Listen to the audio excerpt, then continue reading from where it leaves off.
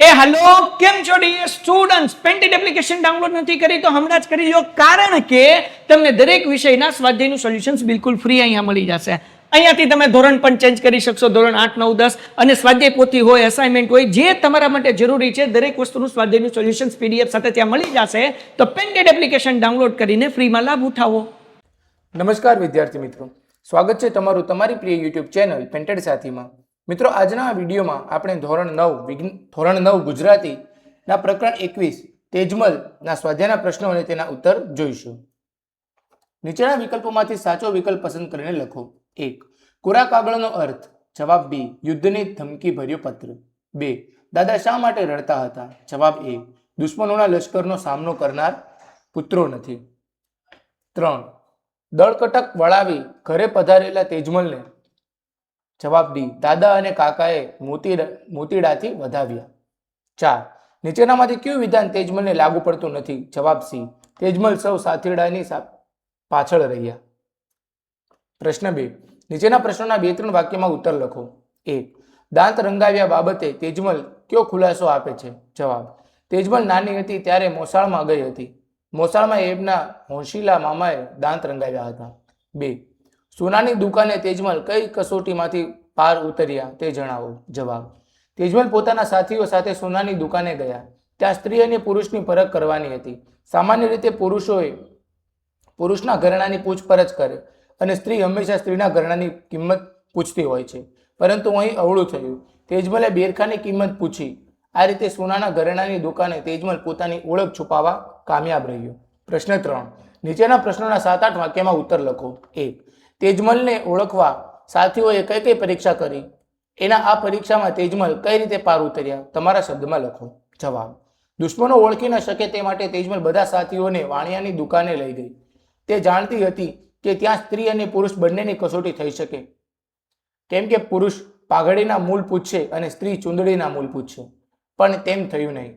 આથી પુરુષોએ ચૂંદડીની કિંમત પૂછી અને તેજમલે મોલડું પસંદ કર્યું।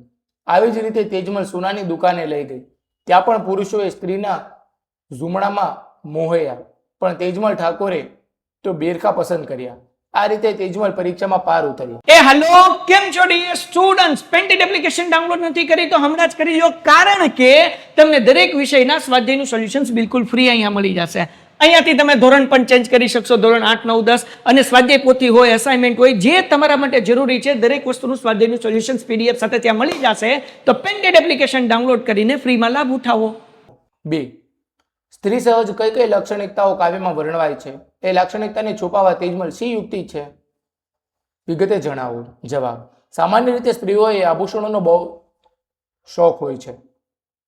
માથે અંબોડો વાળે છે, હાથમાં બાજુબંધ લોકેટ પહેરે છે, પગમાં ઝાંઝર અને હાથમાં બંગડીઓ પહેરે છે। આ સ્ત્રી સહજ લાક્ષણિકતા છે। તેજમલ પણ આવી જ લાક્ષણિકતાઓ હતી, પરંતુ જ્યારે યુદ્ધમાં પિતાની મદદ કરવાની હતી ત્યારે ચિંતા હતી કે તેજમલ ઓળખાઈ જશે, પરંતુ તેજમલ એમ હારે તેમ ન હતી। તેણે માથાના અંબોડામાં મોળિયું રાખી દીધું, કાનની ફરતે બુકાની બાંધી લીધી, તેણે લાંબી બાઈની ચોળી પહેરી, હાથની બંગડીઓ ઢાંકી દીધી, પગમાં મોજડી પહેરી, પગના ઝાંઝર છુપાવી દીધા। આમ તેજમલે આવી યુક્તિઓ કરીને પોતાની સ્ત્રી સહજ લાક્ષણિકતાઓ છુપાવી।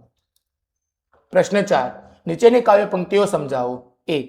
સિદ્ધને રૂઓ છો દાદા શું છે અમને કહો ને, રે દળકટક આવ્યું છે દીકરી વહારે કોણ ચડશે રે? જવાબ, દીકરી તેજમલ દાદાને પૂછે છે, સિદ્ધને રૂઓ છો દાદા અમને કહો। ત્યારે દાદાએ દીકરી તેજમલને કહ્યું, આપણા રાજ્ય પર દુશ્મનો આક્રમણ કર્યું છે, આપણી વારે કોણ આવશે? 7 દીકરીના પિતાને એક પણ શૂરવીર પુત્ર નથી, આથી દુશ્મનોનો સામનો કોણ કરશે? આ વ્યથાને લીધે દાદા રડી રહી। મિત્રો, અહીંયા આપણો સ્વાધ્યાય એ પૂર્ણ થાય છે। તમે હજુ સુધી પેન્ટેડ સાથે ન જોડાયા હો તો આજે જ પેન્ટેડ સાથીને સબસ્ક્રાઇબ કરો। હવે આપણે મળીશું એક નવા પાઠના સ્વાધ્યાયના પ્રશ્નો અને તેના ઉત્તરો સાથે। હેલો કેમ છો dear students painted application download નથી કરી તો હમણાં જ કરી લો કારણ કે તમને દરેક વિષયના સ્વાધ્યાયનું સોલ્યુશન્સ બિલકુલ ફ્રી અહીંયા મળી જશે। અહીંયાથી તમે ધોરણ પણ ચેન્જ કરી શકશો ધોરણ 8 9 10 અને સ્વાધ્યાય પોથી હોય અસાઇનમેન્ટ હોય જે તમારા માટે જરૂરી છે દરેક વસ્તુનું સ્વાધ્યાયનું સોલ્યુશન્સ પીડીએફ સાથે ત્યાં મળી જશે તો પેન્ટેડ એપ્લિકેશન ડાઉનલોડ કરીને ફ્રીમાં લાભ ઉઠાવો।